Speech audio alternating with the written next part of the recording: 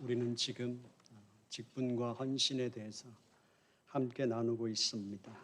지난주부터 실제적인 헌신에 대해서 함께 나누고 있는데 사역의 기초는 인격이다라는 것을 지난 주일에 함께 나누었습니다.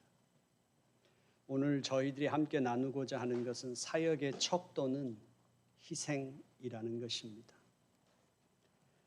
척도에 대한 사전적인 의미를 찾아봤습니다. 무엇을 평가하거나 측정할 때 의거할 기준 이렇게 돼 있었습니다. 유사어로는 시금석이라고 돼 있고요. 하나님께서 우리에게 맡겨주신 바, 또한 우리가 하나님의 나라를 위하여 헌신할 때 그 헌신의 척도는 희생이라는 것이죠. 희생에 대한 사전적인 의미는 다른 사람이나 어떤 목적을 위하여 자신의 목숨, 재산, 명예, 이익 따위를 바치거나 버리는 것 이렇게 되어 있습니다. 희생은 아주 어렵습니다. 특별히 기독교적인 희생은 어려운 것입니다. 기독교의 헌신이 어려운 이유는 여러 가지 이유가 있을 수 있겠습니다만 그 이유 중에서 대표적인 것이 시간과 노력의 투입이 필요하다는 것입니다. 그리고 세상의 유혹으로 말미암아 희생이 어렵다. 교회 안에 있는 문제로 인하여 우리의 희생의 동력을 떨어뜨린다. 그리고 신앙의 어려움 등이 있을 것입니다. 기독교에서 말하는 헌신은 단순히 교회의 예배에 출석하는 것 그 이상을 요구하고 있습니다. 특별히 성경 공부, 기도, 봉사, 이런 선교, 다양한 헌신이 요구되고 있습니다. 특별히 가장 우선적으로 헌신이 요구되고 희생을 요구하는 것은 성경 공부입니다. 우리 기독교인에게 있어 성경 공부를 하는 이유, 그것은 어떤 과정을 마치는 것이 아닙니다. 대부분의 성도들이 신앙생활을 오래 하다 보면 안 해본 성경 공부가 없습니다. 그러나 안 해본 성경 공부가 없는데 이상하게도 삶의 가치관은 기독교적이지 않다는 것입니다. 성경 공부를 하는 목적은 그리스도인이 그리스도인다운 하나님의 말씀에 의한 삶의 가치관을 세우는 것입니다. 하나님 안에서 말씀을 배워야 하고 훈련받아야 하는 이유는 우리의 삶의 토대뿐만 아니라 삶의 체계가 기독교 진리 체계 위에 세워져야만 합니다. 그때서야 비로소 우리는 기독교로부터 오는 우리의 삶의 은총과 삶의 유익을 얻게 되기 때문입니다. 우리가 기독교인이 된 것은 하나님의 자녀가 누려야 할 그 은혜와 풍요와 부요함과 영광의 삶을 살고 누리기 위한 것이기 때문이죠. 현대 사회 속에서 분주함과 치열한 경쟁이 이루어지는 사회 속에서 우리의 시간과 몸을 투입해서 말씀을 배우는 일에 할애한다는 건 결코 쉽지 않습니다. 또 하나 두 번째로 우리가 볼 수 있는 것은 세상의 유혹입니다. 우리는 분명 하나님의 자녀이지만 하나님의 자녀이면서도 우리는 이 세상에 살고 있고 우리는 하나님의 자녀이지만 아직 옛사람이 우리 안에 남아있는 존재들입니다. 그렇기 때문에 세상의 물질적인 풍요, 쾌락, 명예를 우리는 완전히 우리의 삶에서 배제시킬 수 없습니다. 세상에 대한 그러한 유혹은 우리로 하여금 신앙에 헌신하는 것을 방해하며 신앙생활에서 멀어지게 하는 요인이기도 한 것이죠.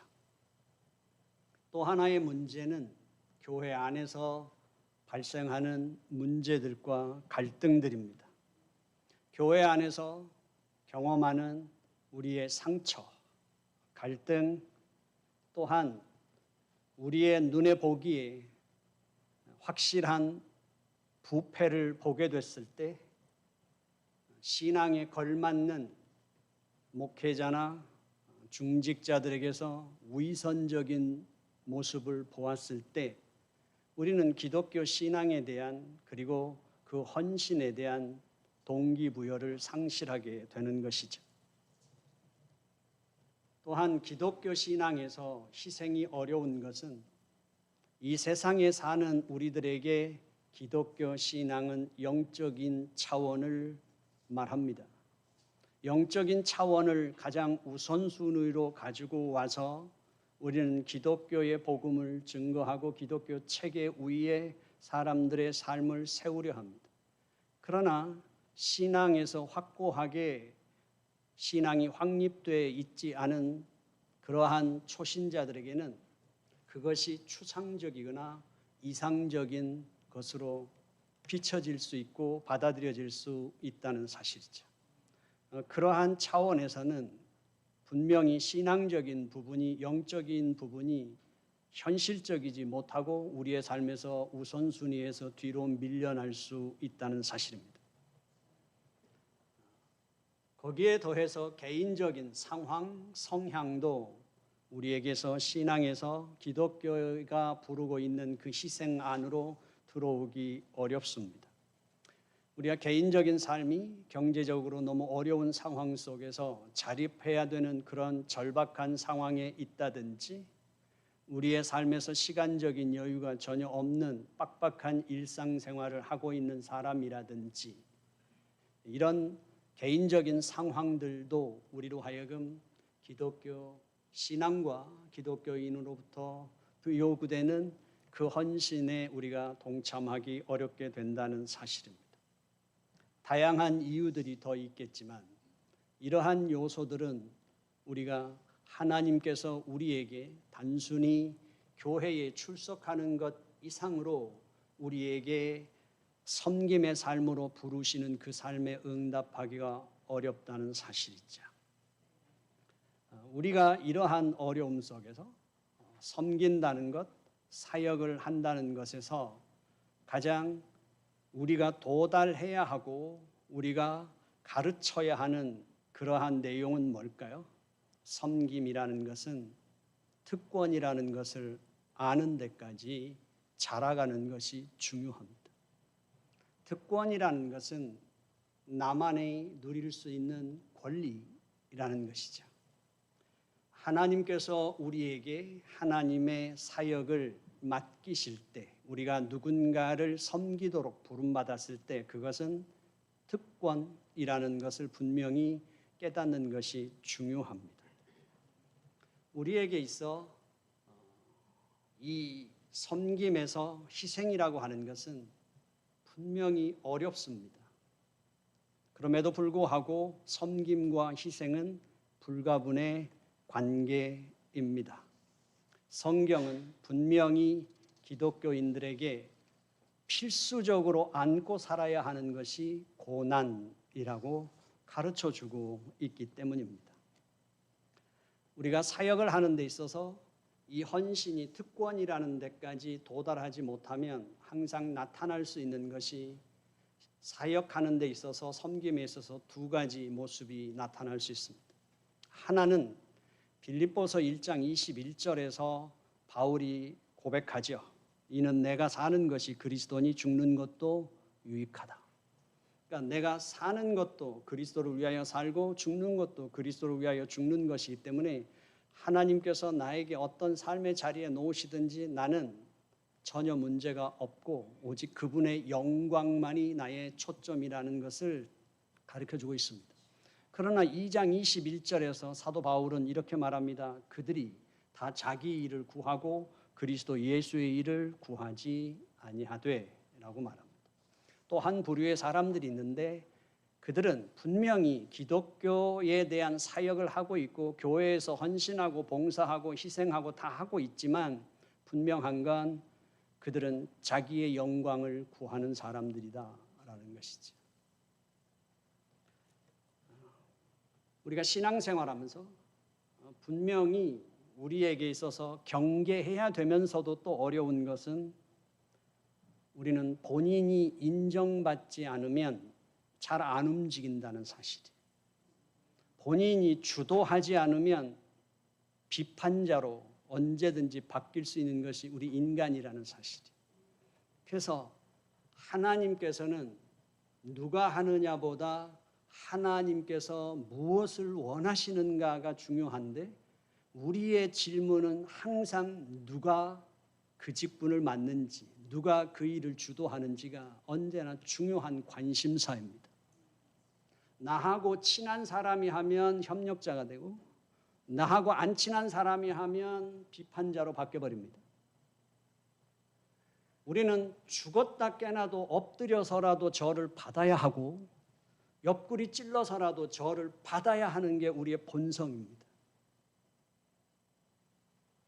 기독교 신앙에서 그렇기 때문에 희생은 섬김이라는 건 특권이라는 자리까지 가지 않으면 우리에게 있어서 헌신이 오히려 이런 것입니다. 분명히 인격은 아주 고상한데 사역의 기초가 인격이라고 했습니다. 인격은 아주 고상한데 시간이 암만 지나도 아무런 열매를 맺지 않는다면 아무리 인격이 고상해도 그의 신앙생활에서는 희생이 없다는 결과이고 인격은 아주 고상하지 않고 전혀 신앙적인 것 같지도 않은데 교회에서 무슨 일인가를 하면 그 사람이 하는 일은 뭐가 일이 되는 것 같으면 그건 더 위험하게 그건 뜬구름이라는 사실이에요. 언젠가는 무너지는, 흩어지는 것입니다. 어떤 사람들은 자신들이 믿고 신뢰하는 그 하나님에 대한 두려움 생각에서 아주 조심조심 그렇게 사역을 하지만 또 열매를 맺지 못하는 건 헌신으로 자기 자신을 분명한 소명 안으로 자기 자신을 확고하게 세우지 못하기 때문에 일어나는 일이라는 사실이죠. 우리가 하나님 안에서 헌신하고 그 헌신에는 반드시 희생이 요구되는데 그 요구됨에 있어서 우리는 헌신의 방향을 정확하게 잡아야만 합니다. 그 헌신의 방향은 무엇입니까? 헌신의 방향은 교인이에요. 목사도 교인이고 직분자들도 교인이고 누가 누구를 섬기든 교인이에요. 이게 목사가 자기의 어떤 것을 세워나가기 위해서 자기 중심적으로 바뀐다? 아니, 목사가 더 나쁘게 나아가서 자기가 어떤 것을 하기 위해서 자기를 따르는 사람들을 선동해서 어떤 자기의 영역이나 지위를 만들어간다? 그것은 반드시 사고를 치게 돼 있습니다. 직분자들은 목회자가 말씀의 진리를 전파하고 진리의 공동체가 되도록 하는 데 있어서 목회자의 역할의 중요성은 아무리 강조해도 부족하지 않습니다. 그러나 교회 일을 사역을 하고 섬기는 데 있어서 목회자를 바라보는 것이 아니라 직분자들은 항상 누구를 바라봐야 합니까? 교인입니다. 헌신의 방향과 헌신의 그 목적지는 교인입니다. 모든 직분은 목회자를 포함해서 모든 직분은 하나님께서 하나님의 양떼를 위하여 맡기신 직분입니다. 이 방향이 잘못되면 교인들의 헌신도 바로 자기의 영광을 구할 수밖에 없어요.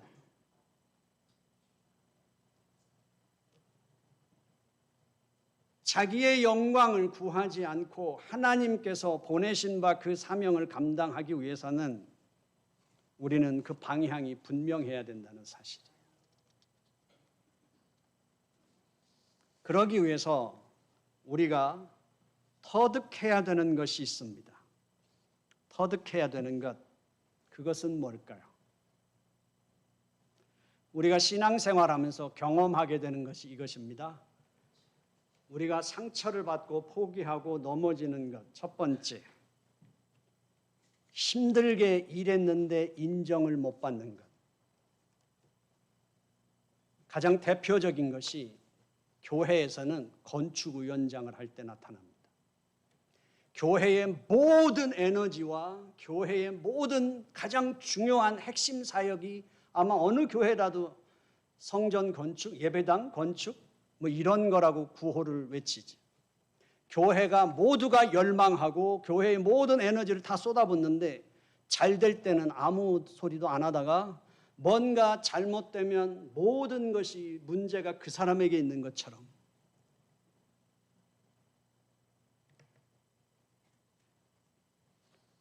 우리는 감사에 인색합니다. 잘 될 때는 아무것도 말을 안 하다가 잘못 안 되면 모든 책임 추궁이 자신에게 돌아올 때. 두 번째, 비방당하고 변호할 기회를 갖지 못할 때. 직분자는, 섬기는 자는 반드시 비방을 받게 돼 있습니다. 하지만 비방을 받아도 내가 나의 정당성을 위하여 입을 여는 순간 나에게 하나님이 맡겨주신 그 생명을 지켜낼 수 없습니다. 내가 맞는 화살이어야 하나님이 맡겨주신 양떼들이 살아남을 수 있습니다. 부모는 자식의 허물을 자식의 친구에게 절대로 말하지 않습니다. 끝까지 끌어안고 있는 존재가 말하지 못하기 때문에, 말할 수 없기 때문에 그것이 사랑인 것입니다. 잘못이 있으니까 자기가 할 말이 없어서 말을 못하는 게 아니라 주님의 교회에서 말을 못하고 할 수 없는 이유는 생명을 낳고 생명을 기르는 곳이기 때문입니다.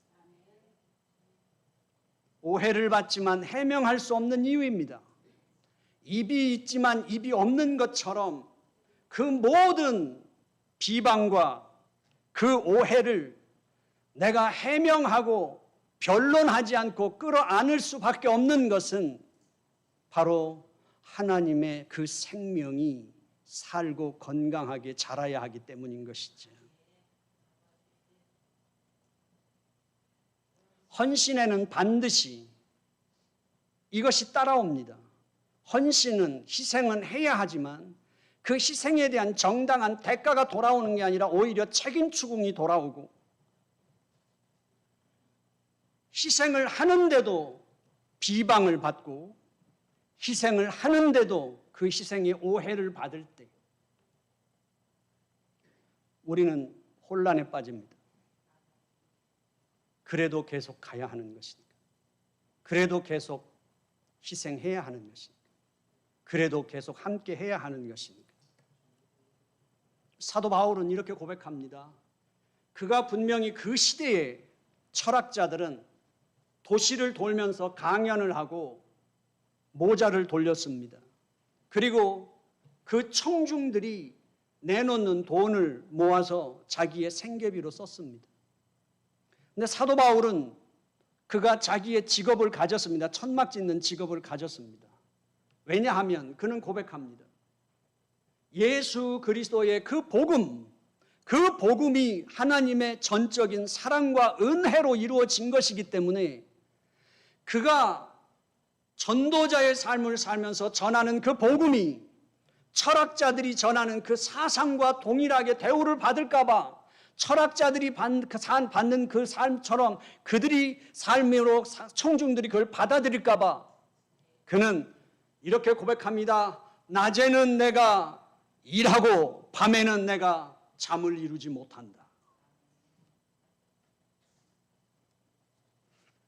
복음을 위하여 그가 낮에는 일을 하고 영혼을 위하여 그가 밤에는 잠을 이루지 못한다. 목사의 문제는 뭘까요? 그냥 저로 대표적으로 말하겠습니다. 딴 사람 말하면 또 시험 드니까.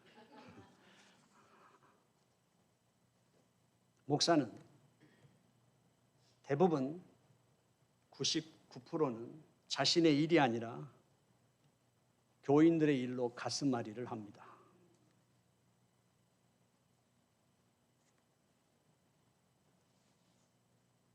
어쨌든 교회 안에서의 모든 문제는 목사한테까지 와야 합니다. 그리고 목사한테까지 와도 해결이 안 되는 문제는 할 수 없습니다. 하지만 토해내지는 못합니다.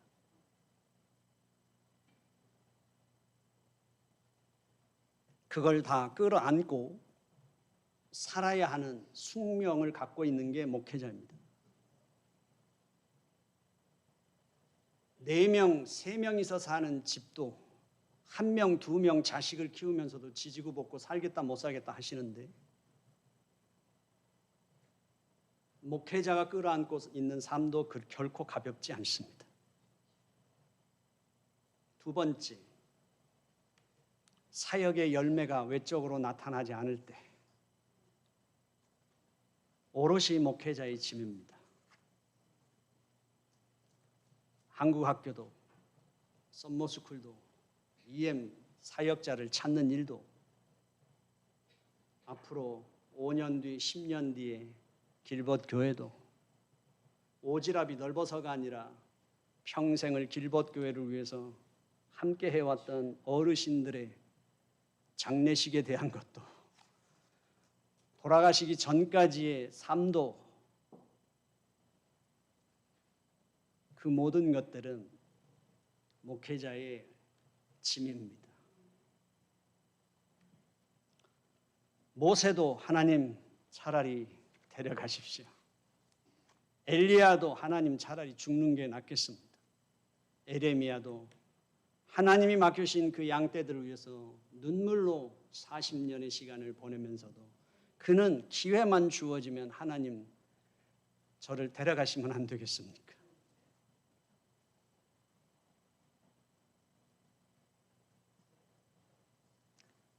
우리가 섬기고 사역하는 이 삶의 내용들입니다. 저에게는 늘 저에게 있는 건 딱 하나입니다. 내가 나고 자랐던 고향집에 가면 잠 한 번 푹 잘 수 있을 것 같은 환상을 갖고 살아갑니다. 우리가 감당하는 그 사역과 헌신과 희생, 이것이 고생이다, 편하다, 힘들겠다, 안 힘들겠다를 말하는 게 아니라 기독교 사역에서의 섬김의 핵심은 인간의 상태를 직시하는 일입니다.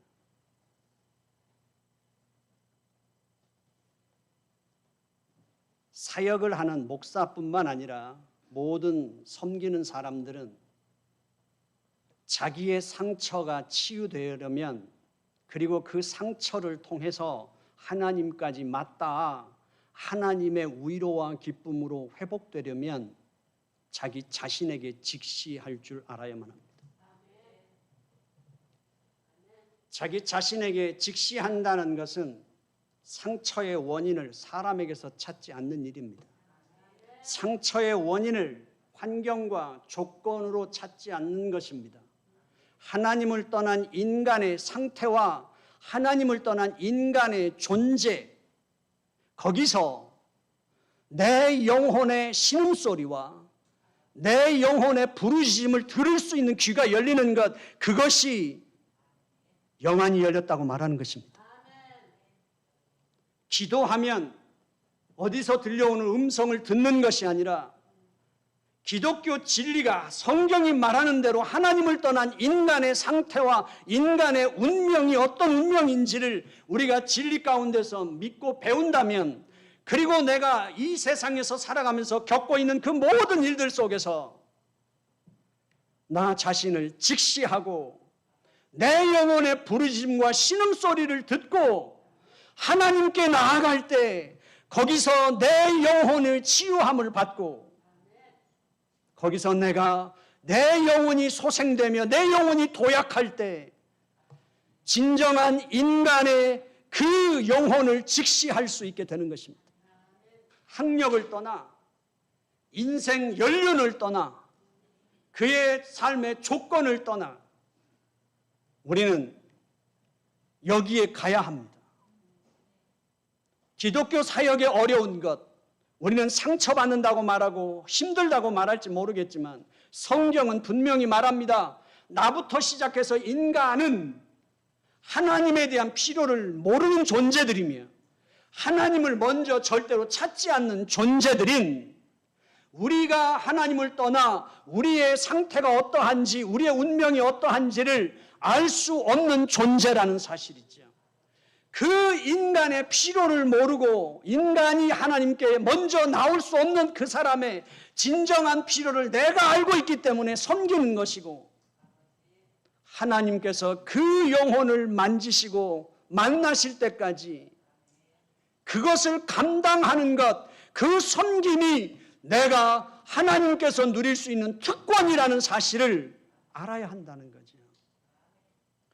사역자도 인간이기에 상처를 받을 수 있습니다. 그러나 오히려 그 상처가 다른 사람들을 치유할 수 있는 원천이요.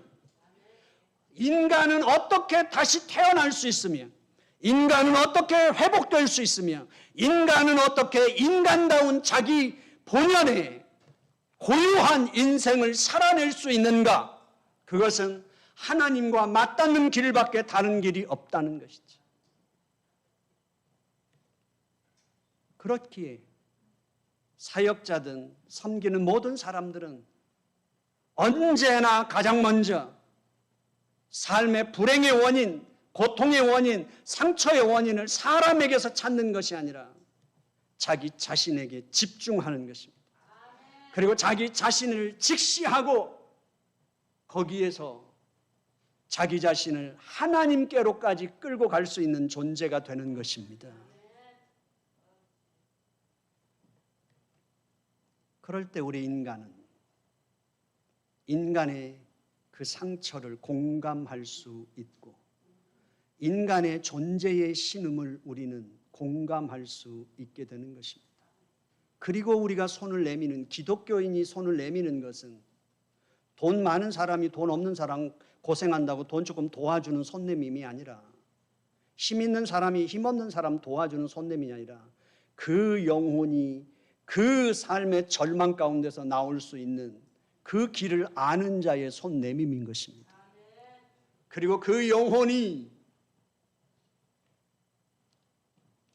그 생명의 길에 들어서고 스스로 자기 자신의 신앙의 길을 고백할 때까지 그 손을 잡아줄 수 있는 것, 그것이 기독교인들이 내미는 손인 것입니다.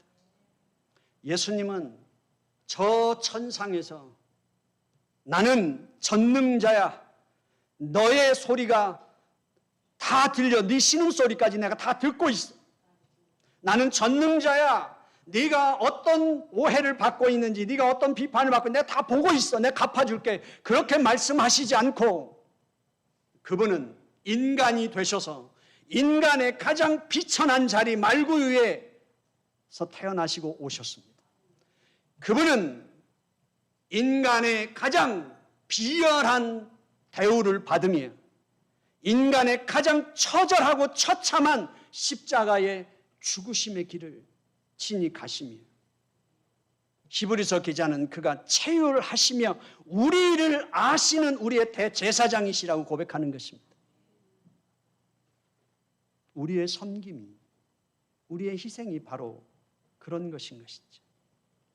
그렇다면 이제 직분자들이 아니면 섬기는 사람들이 사랑방장이든 여전도회든 직분자든 그 어떤 섬김이라도 통일합니다. 우리는 그 섬김에서 사도 바울은 이렇게 말합니다.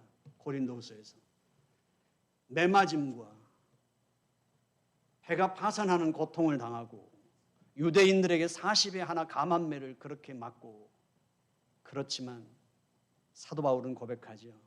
우리에게 그런 고통 가운데서 하나님이 주신 은총이 있는데 그것은 우리의 위로의 원천이 무엇이며 우리로 하여금 하나님의 그 위로를 알게 하사 어떤 인간의 삶의 자리에서도 하나님의 그 위로를 그들에게 주게 하려 하십니다.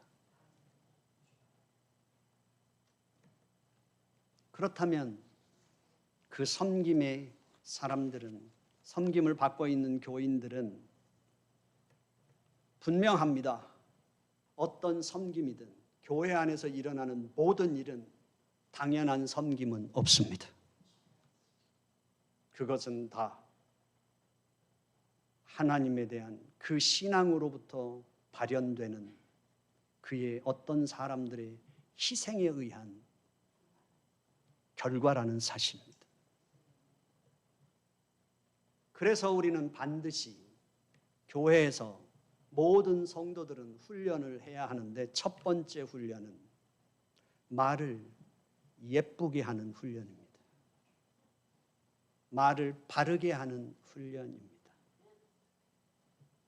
인간의 모든 관계의 시작도 말이고 인간의 모든 삶의 상처의 근원도 말입니다.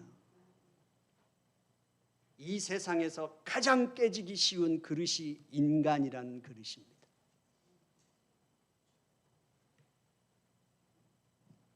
공감하고 포용하고 관용하고 격려하고 감사하는 그 언어를 배우고 표현하는 것입니다. 고독하게 두지 마십시오. 고독하게 두면 살아남을 것이 없습니다. 같이 헌신 못하셔도 괜찮습니다.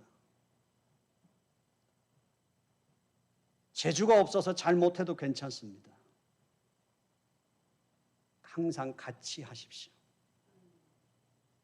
그리고 말로 표현하십시오. 수고하신다고, 감사하다고. 그것이면 충분합니다.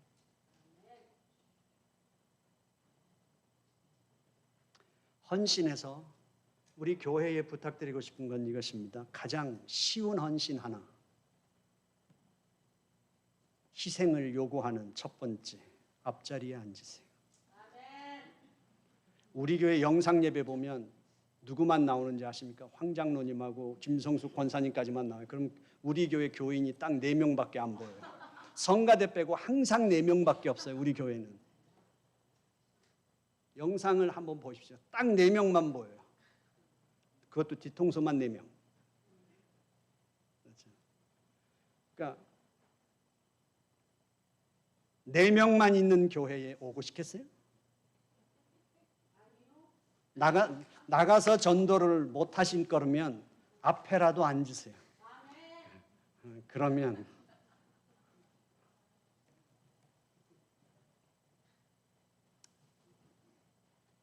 말을 예쁘게 하는 것. 왜냐하면 우리가 자동차를 사는데 오래오래 생각하는 이유는 뭐죠?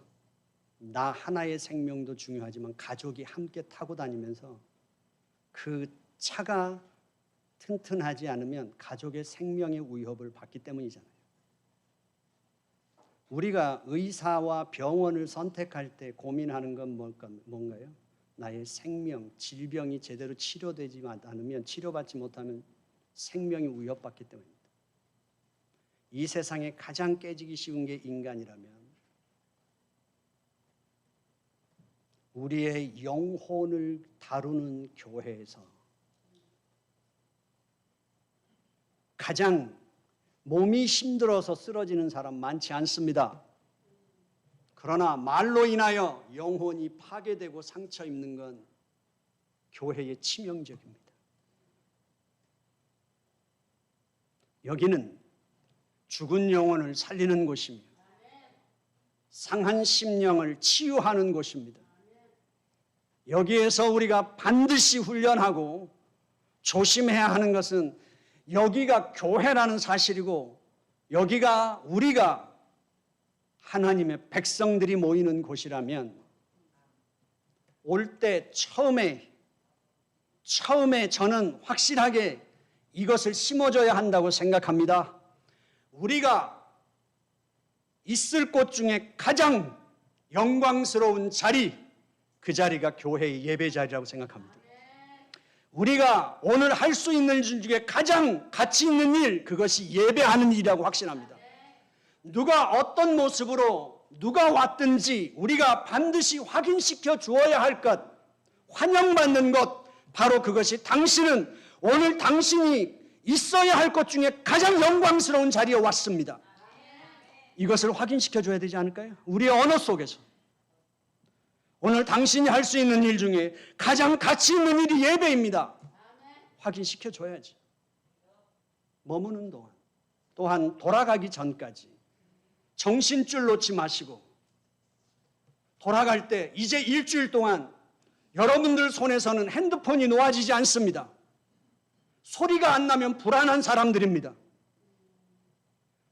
여러분들은 어려운 일 당할 때 기도를 먼저 하지 않습니다. 여러분들은 어려움을 당할 때 말씀을 찾지 않습니다. 구글을 터치합니다. 그 일주일 동안 여러분들의 삶 속에 돌아가서 일상을 살아가면서 내가 이제 헤어지는 이 믿음의 가족들에게 그의 귀에, 그의 마음속에 어떤 말을 담아주어야 그가 일주일을 살아가면서 세상 속에서 그 말씀을 붙잡고 그 말 한마디를 붙잡고 그 믿음을 붙잡고 살아갈 수 있는지,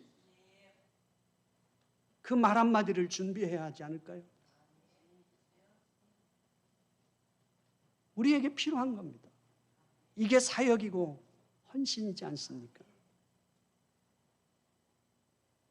직분자들은 그렇기 때문에 여러분들이 열심히 봉사하는 것, 그래서 길벗교회 여기까지 섰지만 이제 5년 동안 줄기차게 말합니다. 말을 해야 될 사람들은 말을 안 하고 있다는 거예요. 직분자들은 몸이 움직이는 게 아니라 말을 해야 되는 사람입니다. 뭘 말해야 될까요? 하나님의 자녀들에게 그들의 몸짓이 어떤 가치가 있는지, 그들의 헌신이 어떤 의미가 있는지, 그리고 끊임없이 우리로 하여금 모든 교회에 다 통하는 거라면 우리는 직분자가 필요 없습니다. 이 길벗교회에서 우리는 축복함으로 세상을 변화시켜 하나님을 신앙하는 믿음의 길을 함께 걷자고 그 비전으로 세워진 교회입니다. 직분자들은 끊임없이 말해야 합니다. 교회 안에서 갈등이 생겼을 때, 교회 안에서 시험 들었을 때, 교회 안에서 지쳐 쓰러졌을 때 끊임없이 우리는 축복함으로 다시 일어나고 축복함으로 다시 일어나는 교회로 세워가는 것은 직분자들이 그 비전으로 불러내는 것밖에 없습니다. 그 일을 해야지. 오늘 본문이 말합니다. 사도 바울이 밀레도에서 에베소 장로님들을 부릅니다. 그리고 그 사도 바울이 자신이 아시아에 와서부터 어떻게 사역하고 어떻게 하나님 앞에서 그 생명을 낳고 그 생명을 지켜왔는지 설명합니다. 그러면서 그 장로들에게 이렇게 권면합니다. 하나님 앞에서 여러분들에게 하나님께서 맡기신 양떼들에게 그렇게 해 주십시오. 그러면서 사도 바울이 분명하게 말하지 않습니까? 나의 달려갈 길과 주 예수께 받은 사명, 그 은혜의 복음을 증거하는 일을 마치려 하면은 나의 생명을 조금 더 귀한 것으로 여기지 않습니다. 그는 아주 명쾌하게 말합니다. 내가 어떤 고난과 내가 어떤 핍박과 내가 어떤 어려움을 당하느냐가 중요하지 않다는 거예요. 내가 피곤하냐 덜 피곤하냐, 내가 사람들에게 대우를 받고 있느냐 못 받고 있느냐, 내가 무슨 일을 하고 있냐, 내가 어디 있느냐는 중요하지 않고 우리의 그 모든 것의 초점은 예수 그리스도의 복음을 증거하는 일이라는 사실입니다. 교회에서 청소를 하든 설거지를 하든 교회에서 그 어떤 일을 하든 우리의 초점은 우리 주 예수 그리스도의 복음을 증거하는 것입니다. 예수 그리스도의 복음이 증거되고 그 복음으로 말미암아 어떤 생명에게서 하나님 앞에 어떤 몸짓이 나타나고 어떤 입술이 열리고 그에게서 어떤 삶이 변화될 때마다 그것이 나의 기쁨이요, 그것이 나의 영광이요, 그것이 내가 오늘 살아야 되는 이유가 되는 분명한 것을 바울이 고백하고 있다는 사실입니다. 우리 길벗교회 하나님 앞에 헌신하면서 이 초점이 분명하게 맞춰지는 저희 길벗교회가 되기를 원합니다. 기도하겠습니다. 하나님 아버지, 주님 앞에서 말씀을 받습니다.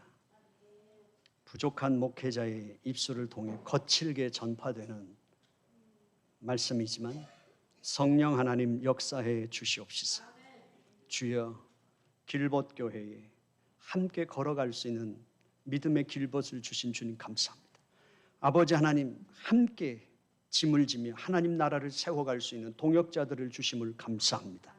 아버지, 이기는 자들이 되게 하여 주시옵소서. 승리하는 자들이 되게 하여 주시옵소서. 남은 자들이 되게 하여 주시옵소서. 예수님의 이름으로 기도드려 싸움나이다.